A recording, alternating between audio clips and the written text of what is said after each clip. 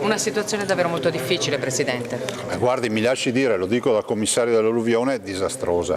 Siamo nuovamente in ginocchio, non sono tanti i comuni colpiti come nel 2010 che erano 227, ma l'intensità della pioggia e la devastazione che ha fatto in molte località è sotto gli occhi di tutti. Basti pensare a San Bonifacio, al Veronese, al Vicentino, a tutte le province del Veneto e non dimentichiamoci anche le spiagge letteralmente spazzate. Le spiagge e l'agricoltura, a che punto siamo con le casse d'espansione, con i lavori, con ciò di cui necessitano cittadini e città? Guardi, noi abbiamo fatto 300 opere per più di 120 milioni di euro come commissariato dell'alluvione.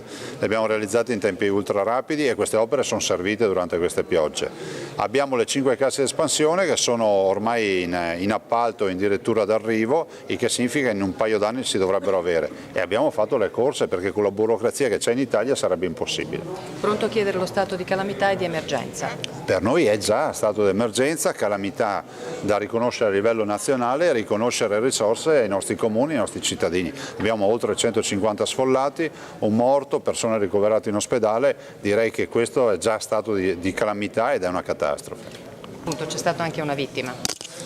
Sì, è la parte più dolorosa di questa alluvione. Una vittima, una persona, un signore di 58 anni che ha perso la vita nel garage di casa per il crollo di un muro, un garage allagato, ed è la storia che va ancora una volta a dimostrare che questa è una vera e propria tragedia, un'alluvione che non ci aspettavamo e che quando fa perdere vite umane è veramente una disgrazia unica. C'è una stima approssimativa dei danni? Non c'è, io dico che comunque partiamo dal $500 milioni in su. Lei ha detto anche non ce la facciamo da soli e chiede un aiuto e lo fa attraverso le lettere. Ma noi ce la potremmo fare da soli, se ci lasciano i 18 miliardi di tasse all'anno che lasciamo a Roma, guardi, $500 milioni lo possiamo dedicare tranquillamente all'alluvione. La verità è che oggi noi abbiamo le casse vuote e chiediamo assolutamente che intervenga il governo. La situazione delle spiagge sul litorale veneziano ha detto disastrosa. Ma guardate, vedere le immagini del mare che si appropria dell'arenile, della sabbia, della spiaggia, vedere gli ombrelloni fuori con un po' di punta dall'acqua, è già l'immagine, è finita, nel senso che noi abbiamo una stagione che teoricamente è già aperta e che dovrà riniziare da zero con il ripascimento e la creazione di nuove spiagge. L'ho ricordato prima, un commissario senza poteri può fare ben poco. Sì, ma questa è la filosofia di Roma Scartoffia che non pensa che noi abbiamo bisogno di operatività, non si può trattare una vicenda come l'alluvione e una vicenda che ha bisogno di tempestività come in queste ore con burocrazia, commissioni e altre boiate del genere che nulla servono. Se si ragiona sempre con l'ottica che tutti sono ladri, che tutti rubano, a questo punto vengano da Roma a farci i lavori, l'importante è che ce li facciano velocemente. Piccola consolazione di fronte a questa tragedia, ha detto dove abbiamo lavorato, dove ci sono stati i cantieri, le opere hanno retto. Io la ringrazio per questa considerazione, abbiamo fatto oltre 300 opere per 120 milioni di euro, le abbiamo fatte in un anno. E dove abbiamo avuto i nostri cantieri le opere hanno retto. Pensate al muro famoso di Soave che lo abbiamo innalzato che ha permesso di non avere Soave allagata, o la nuova chiusa fatta sempre in località Soave che ha permesso di regolazione delle acque, piuttosto che moltissime altre opere, anche molte opere che non si vedono, ad esempio i diaframmi negli argini che permettono agli argini di non spappolarsi sotto la pressione dell'acqua.